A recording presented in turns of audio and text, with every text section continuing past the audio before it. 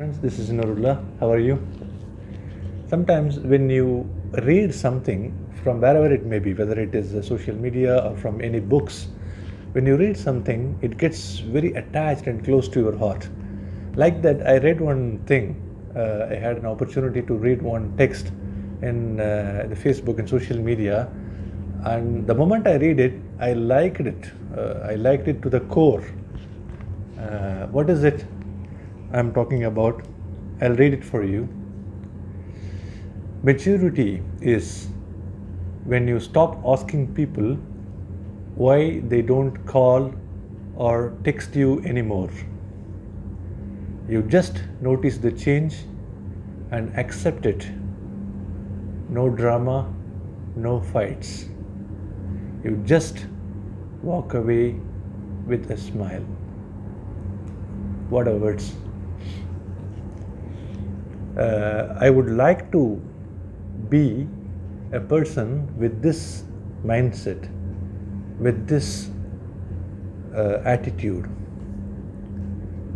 And we happen to encounter and experience so many such instances and incidents wherein someone asks you, "Oh, you didn't call me for almost a couple of months. You forgot me." And there are conversations like, "You came to India all the way from Gulf and you didn't have an opportunity to see me. You forgot me." When you become higher and you tend to forget the people. You happen to listen n number of such conversations and incidents, while your intention is really not to do so. Either you may not have time, but you have that affection or love or bond that is already within you with the person who is asking you. You would like to keep your touch and contact revived with that person.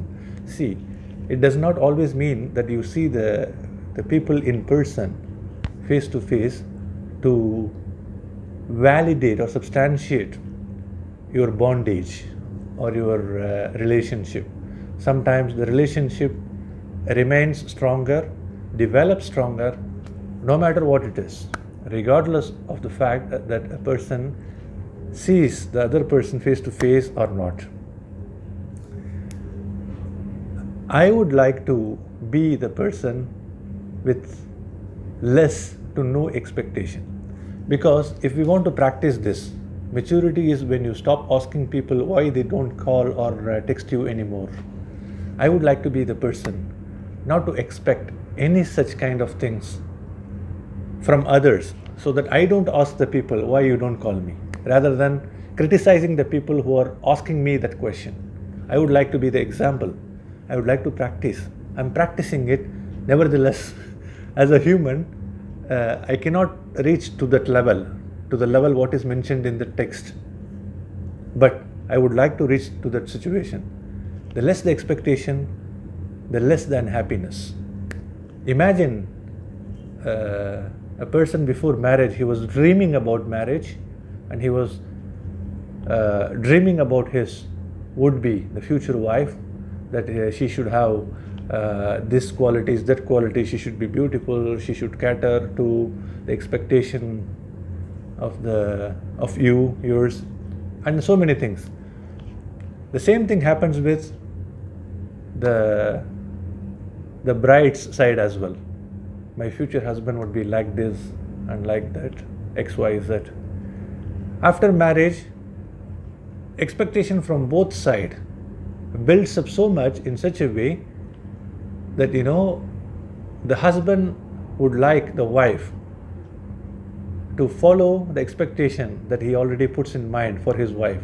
Likewise, wife would expect the husband to be the dream husband that she imagined before marriage. It is not compatible. The moment it is not compatible, conflict, fights, and there are so many divorces, so many fights, so many dissatisfactions, so many unhappiness situations in the marriage. Not only in marriage, in any situation. You wrote your exam to your best satisfaction. You are sure that you would score 99% because everything is perfect. But when the paper comes, when the result comes, you scored only 60%. You are very dissatisfied and frustrated. Why? The expectation. No matter what it is, if we reduce the expectation, whatever it comes, the results, we accept it. The acceptance. Acceptance is what would make our lives more happier, more contentful, more satisfied. Thank you very much guys for watching this video. Have a fantastic evening ahead.